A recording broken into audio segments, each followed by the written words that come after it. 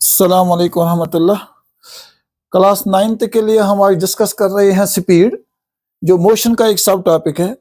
अभी तक हमने मोशन को डिस्कस किया, फिर हमने डिस्टेंस यानी actual length of path covered by a body, फिर डिस्प्लेसमेंट यानी shortest distance between initial and final position of a body. After that we discussed types of motion, uniform and non uniform. Now we are discussing a speed. Speed is a physical quantity which describes how much a body is moving slow or fast. Day to day life में हम ये चीज use कर रहे हैं कि कोई body हमें दिखती है कि ये फास्ट मूव कर रही है, कोई स्लो. ये slow and fast, it is the motion of the body which is being described in the form of speed. तो स्पीड है क्या एक्चुअली? अगर हम दो बच्चे लेते हैं ए एंड बी, ठीक, इन दो बच्चों को हम 10-10 मिनट्स का टाइम देते हैं, 10 मिनट्स का टाइम. जैसे आजकल रेस चल रही है, कभी पुलिस की सिलेक्शन में, कभी आर्मी की सिलेक्शन के लिए, तो वहां पर एक टाइम पीरियड दिया होता है. उस टाइम पीरियड में बच्चों को दौड़ना होता है.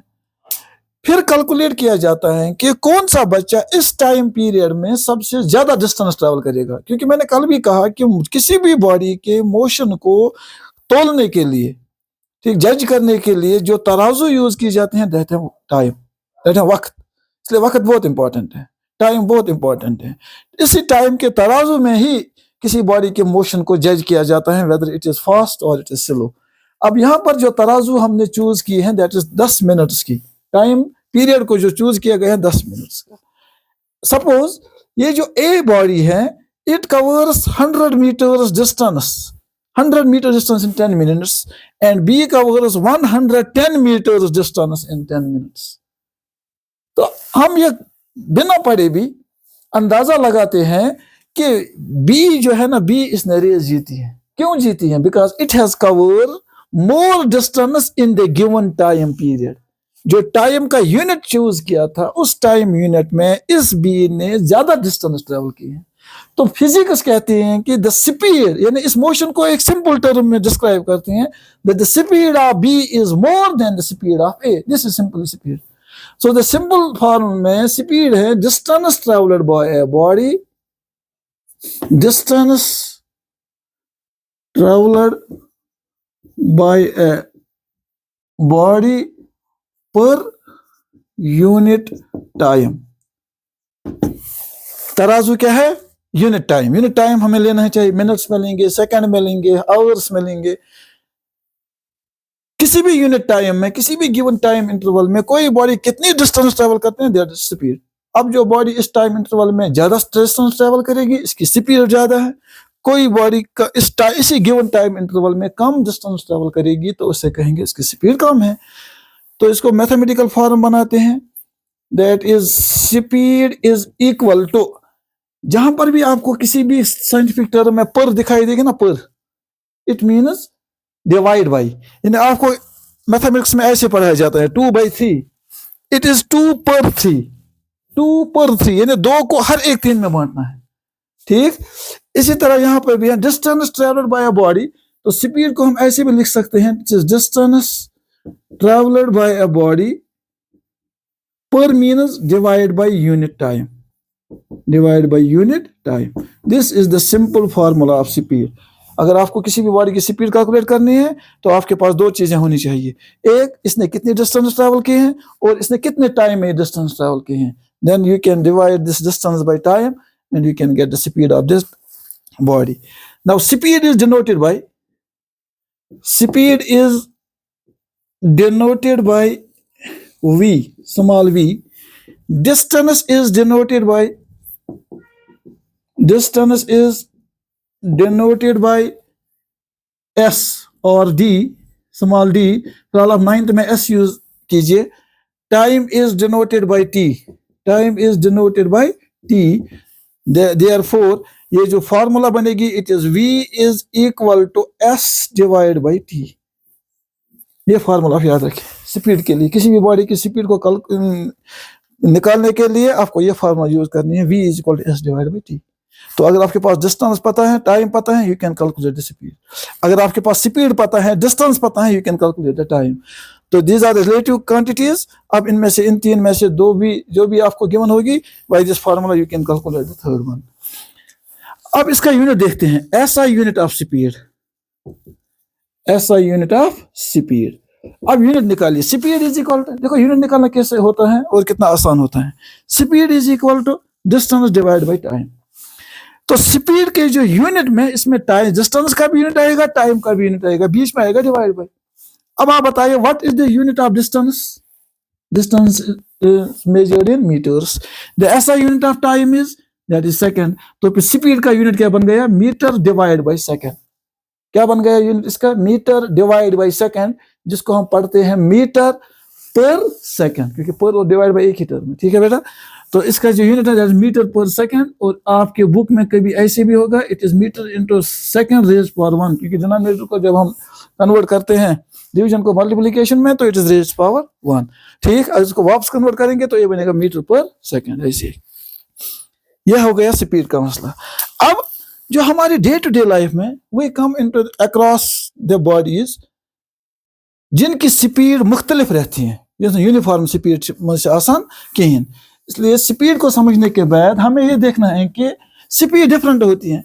कोई बॉडी ऐसी है जैसे हैंड्स ऑफ क्लॉक, जैसे मोशन ऑफ अर्थ, जैसे मोशन ऑफ मून, उनकी जो स्पीड होती है वो इक्वल डिस्टेंस ट्रैवल करते हैं in equal intervals of time. जैसे second hour of the clock covers 1 round in 1 minute, हमेशा 1 round in 1 minute, 1 round in 1 minute. अगर हम मिनट्स में तोलेंगे तो हम देखेंगे कि हर 1 मिनट में 1 राउंड कंप्लीट करता है। तो इस स्पीड को हम कहेंगे कि इसकी स्पीड है सेम, तो इसको कहेंगे यूनिफॉर्म स्पीड। जैसे यूनिफॉर्म मोशन का लिखा, वही डेफिनेशन इसकी है, equal distance travelled in equal intervals of time.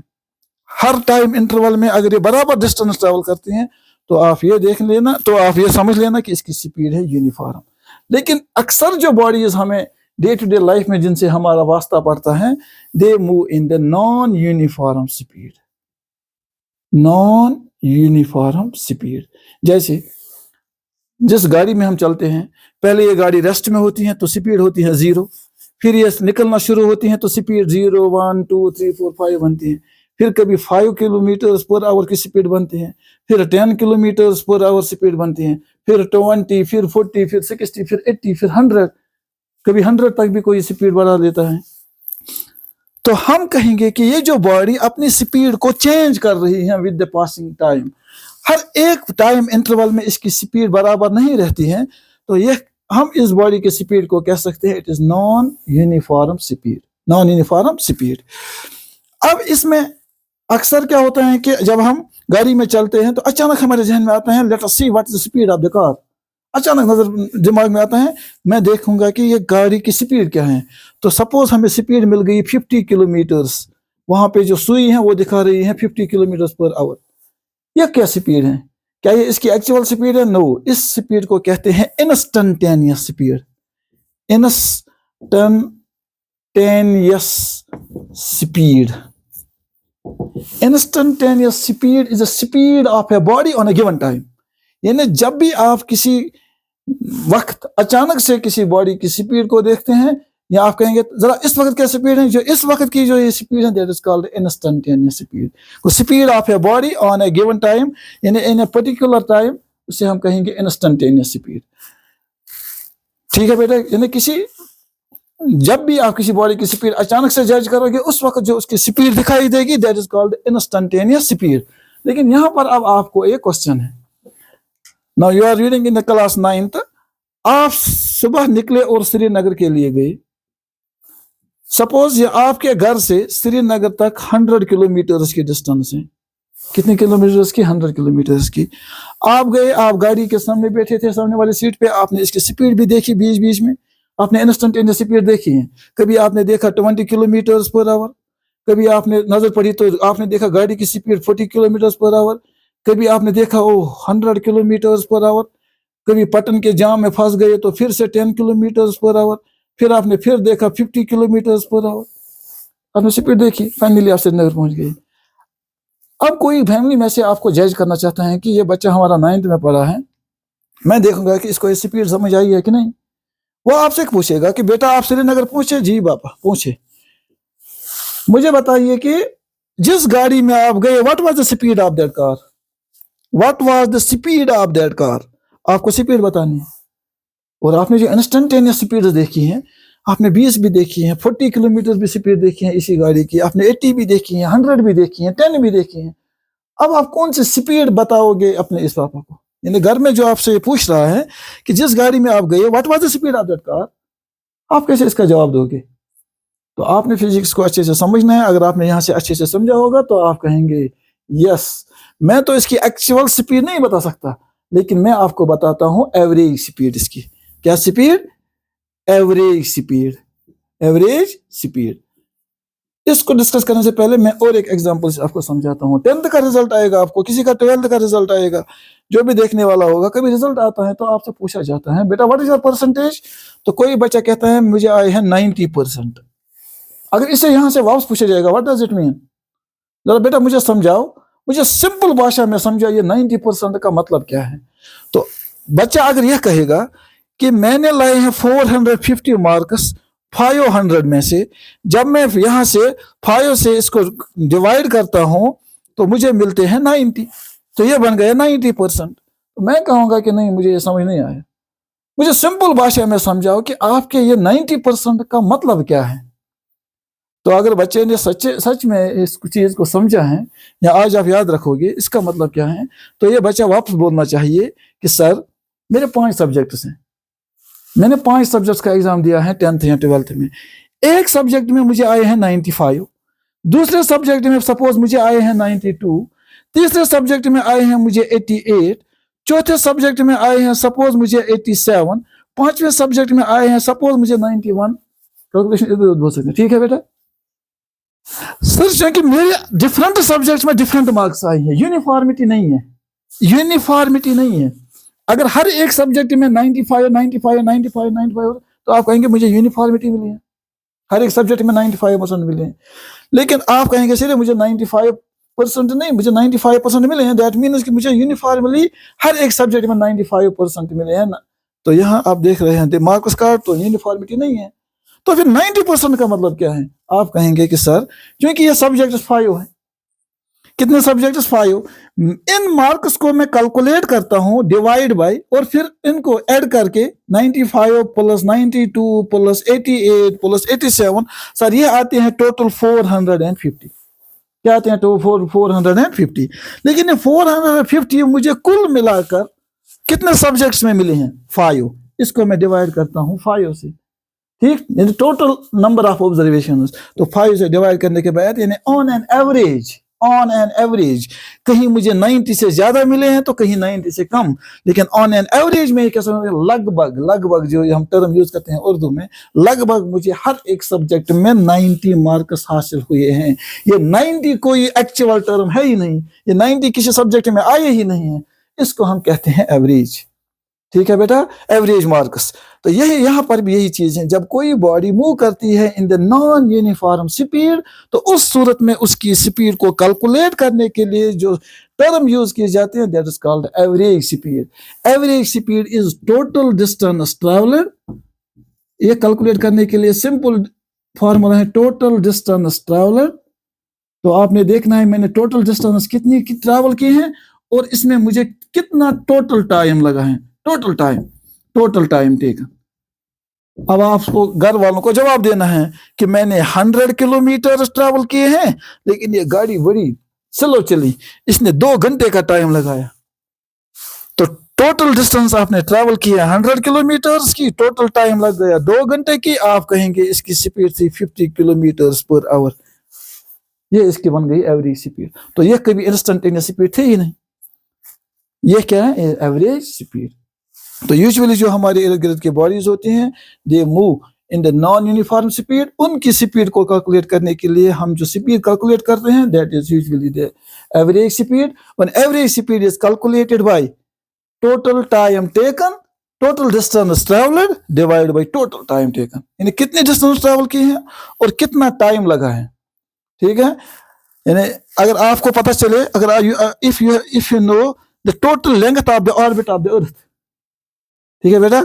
अगर आपको ऑर्बिट ऑफ द अर्थ की टोटल लेंथ पता है, फिर आपको ये पता है कि 365 डेज में ये एक राउंड कंप्लीट करते हैं, तो आप उस टोटल डिस्टेंस को 365 से डिवाइड करेंगे, आपको मिलेगी कि ये जो अर्थ है ये इस डिस्टेंस का कितना हिस्सा एक दिन में ट्रैवल करती है, तो उससे हम कहेंगे ये इसकी है एवरेज स्पीड।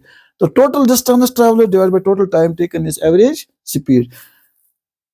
इंशाल्लाह tomorrow we will discuss that physical quantity जिसमें डायरेक्शन भी हो। यहाँ पे कोई डायरेक्शन नहीं है, स्पीड में कोई डायरेक्शन नहीं है, simply distance travelled by a body per unit time, hence it is a scalar quantity. ये याद रखना, speed is a scalar quantity because it is having only magnitude but no direction. Tomorrow we will discuss this motion of the body which are moving in a particular direction, जिनका magnitude भी हो direction भी हो, उनकी उस speed को हम, उनकी उस मोशन को हम कैसे कैलकुलेट करते हैं, किस टर्म में, वो हम डिस्कस इंशाल्लाह करेंगे। आज के लिए आपके लिए काफी है। लेट्स सी यू टुमारो इंशाल्लाह। टिल देन खुदा हाफिज।